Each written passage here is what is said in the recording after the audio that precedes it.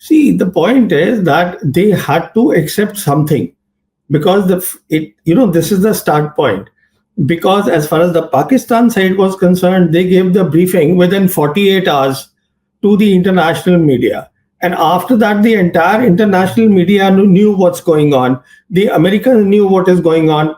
Chinese knew what is going on. See, this is not the age of commercial satellites, what CDS said, that we'll have the commercial side. This is the age of real time intelligence by satellites. And the Chinese have those capabilities.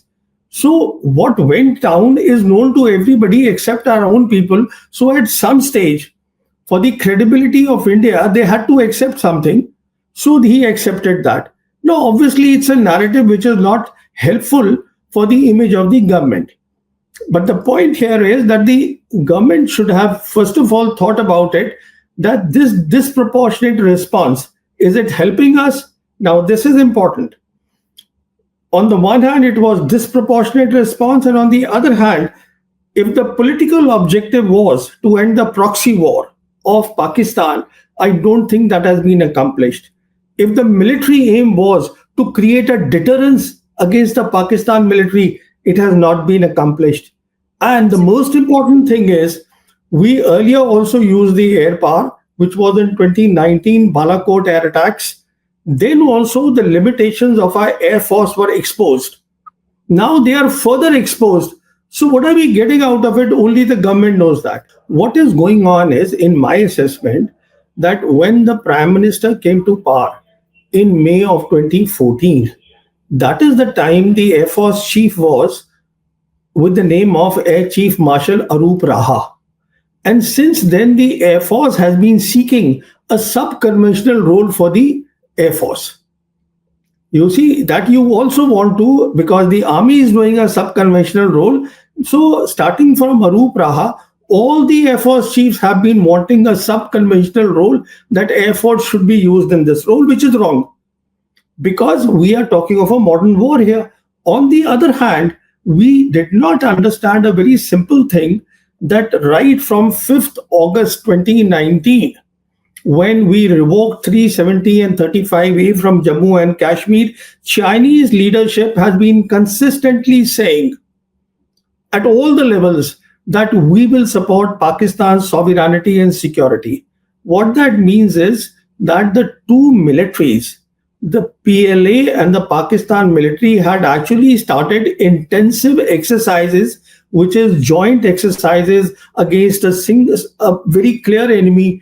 So what is going on is that we did not understand all that. We wanted a role at the lower end. Now, all these things, when you want to fight a modern war, it is not about only weapon systems.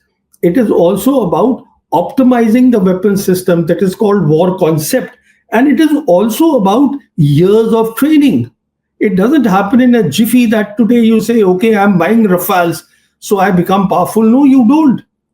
It is not only Rafales, how do you use the Rafales? How do you use the Rafales with the other systems? And what sort of a training you have done? What sort of understanding you have of electronic warfare? You see, these things are important. We saw in Balakot very clearly that the Pakistan Air Force displayed better electronic warfare capabilities. So we should have understood that in a modern war, electronic warfare is very important. Because if you can jam the enemy's communication, there is trouble. How do you do the operation if the communication are jammed? I mean, we faced it in 2019, which is why our pilot, our squadron leader, he was made prisoner of war. So we should have learned that lesson. Instead, the Indian Air Force leadership is saying that we should have a role in counter-terror operations, sub-conventional operations. And see, on top of that, you listen to the present Air Force chief. I actually sympathize with him, Air Chief Marshal AP Singh. He said openly that, look, the DRDO and the HAL, they have not met any of the timelines.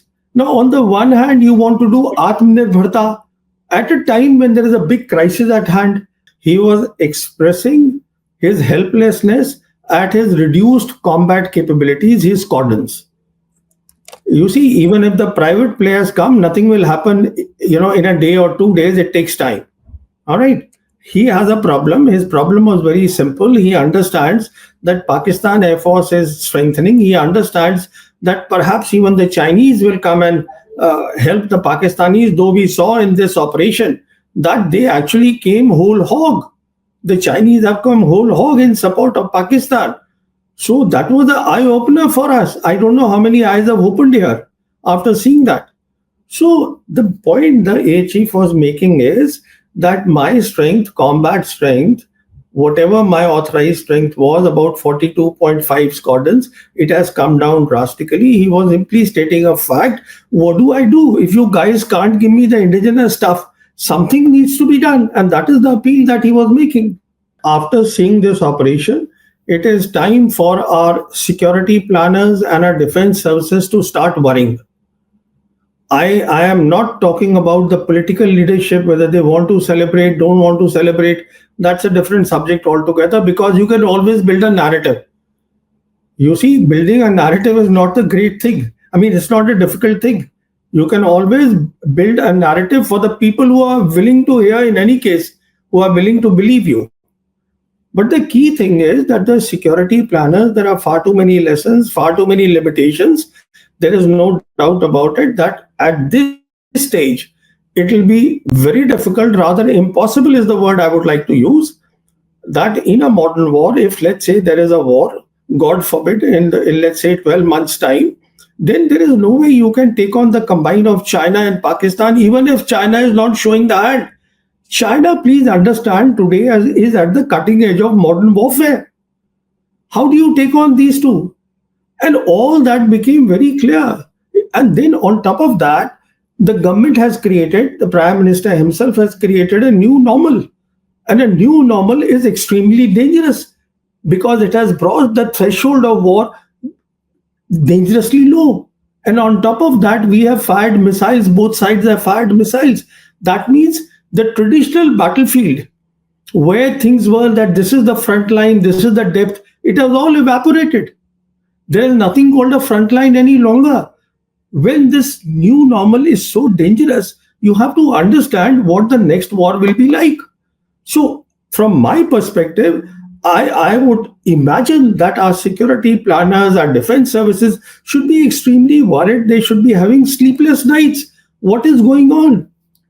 See, first of all, what the foreign minister said, there are different interpretations now they are giving. I won't worry about that. As I said, my key worry is, why did you do a disproportionate response and expose the limitations of your Air Force, which is the lead force in the next war? That is one worry. Second is the point that you raised. You see, it will not happen even if today we get the Rafales, which is not happening. We get the Sukhois. There is a lot of issue of integration.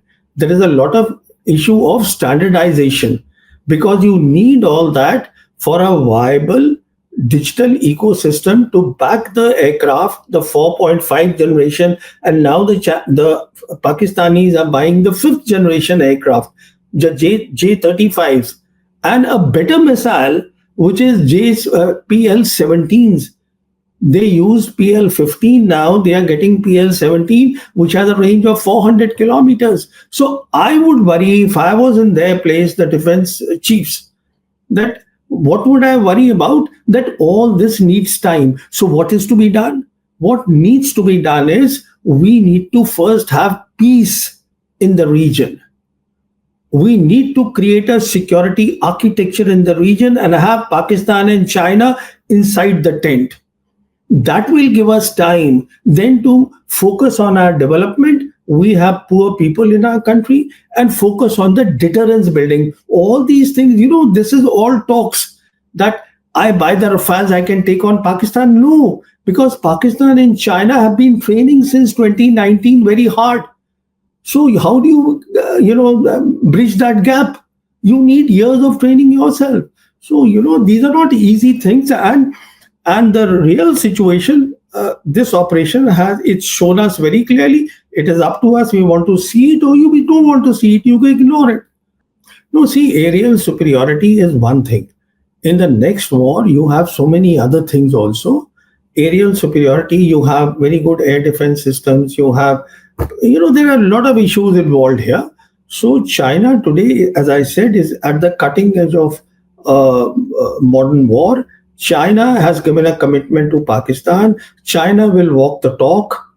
China's credibility has gone up amongst the globe, amongst the global South nations because of this operation at a time when all the big powers, their credibilities are going down. You see where's the credibility of Trump's America today? So when Absolutely. we see, so it's a big picture.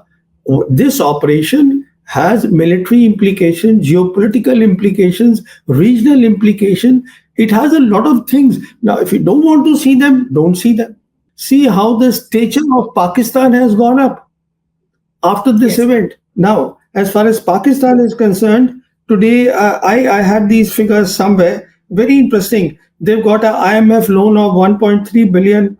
World Bank has given them 4 billion. Then Asian Development Bank 800 million. Then they are on panel. They are on panel of United Nations Security Council anti-terror panels. The Pakistanis are there. I mean, we are saying that, you see, the point is that terrorism is not the issue that it used to be in 9/11. It is not today. The issue is modern war. Today, the issue is conventional operations. And in any case, there is no globally accepted definition of terrorism. So when we go around telling the world it is good, but what is the effect of it? You see, when all these delegations went there and all the pictures are being put, which is fine. But if this is the result that I just read out to you, after all that, then obviously the profile of Pakistanis, their geopolitical profile, all the three great powers, America, Russia, and China, in any case, is their strategic ally. They're all standing with them. The Muslim world is standing with them. The Arab world is standing with them. Central Asian Republic is standing with them. Everybody is standing with them. Why? I mean, it's anybody can see this. Honestly, there should have been no debate at all because the situation is so clear. But if you want to live in an alternate world, you want to create an alternate narrative, well, that's your choice. First of all, India was not taken off the guard because India took the initiative. Operation Sindoor was started by India. If India cannot understand it was China and Pakistan after 5th August 2019, then there is a problem with the top Indian security team. And now you are asking me what they will do is they will do nothing because we have at the highest level declared that this is not the era of war.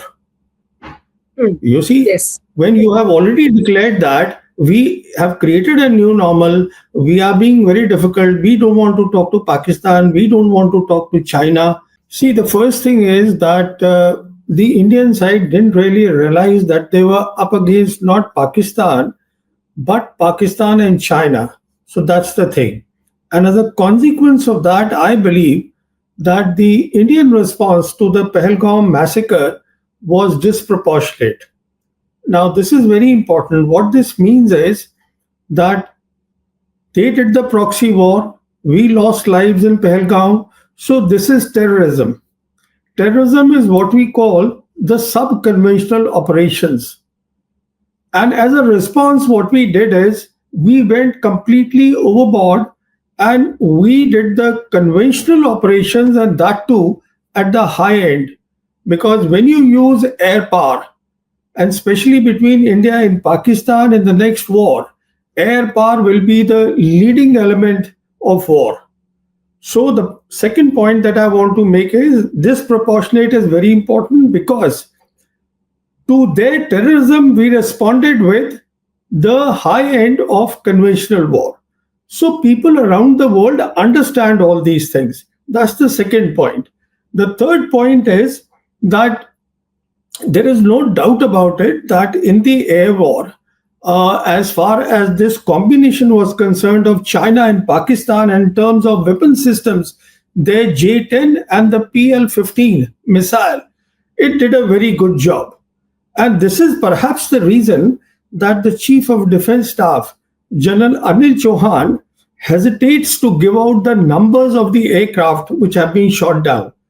You see, when he spoke to the Bloomberg journalist, he said, "I don't want to put the number," conceding that yes, aircraft have gone down. You see, so if it was only one aircraft, he would have conceded it. The reason is, if it was only, and in my assessment, this combination did very well of J10 and PL15, which is the reason that today Indonesia also is considering seriously of buying the J10. Then we also saw that after that night, which is the sixth, seventh night, we saw that the stock of the makers or the manufacturers of J10, which is the Chengdu Aerospace Corporation, it shot up. Now, all these things don't happen if there is only one aircraft which has come down. And the reason is very obvious why the CDS doesn't want to accept the losses is because if he accepts that, then he's also accepting, which is a very dangerous thing, the limitations of the Indian Air Force.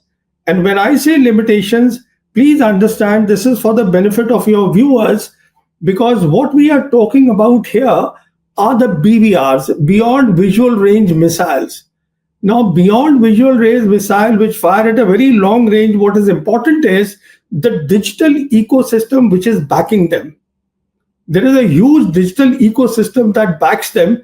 If you remember, there was a briefing given by the Pakistan Air Force officer, Air Marshal Aurangzeb Ahmed, to the international press, where he said that now the Pakistan Air Force has got a new warfighting doctrine, which he called multi-domain operations. Now, what that means is that is the digital ecosystem, and that comprises of you have your satellites, you have your airborne assets, you have your ground assets, you have your fighters, and everything is linked with their link 17. Now, so when you have a fighter which is firing a BBR, then there is an ecosystem which is helping him. So if there are more kills on the Indian side, it would mean that the ecosystem of the other side was better. An ecosystem takes many years to build. It's not only putting together, it's about professional training. So I'm just giving you the reasoning behind all this. This is my thinking that all this would not have happened. Indonesia wanting to buy them, stocks going up if there was only one aircraft. But as when the Bloomberg journalist asked the CDS that did 6 aircraft come down, he says, no, it is not that. So we accept the CDS point of view here, but certainly it was more than one.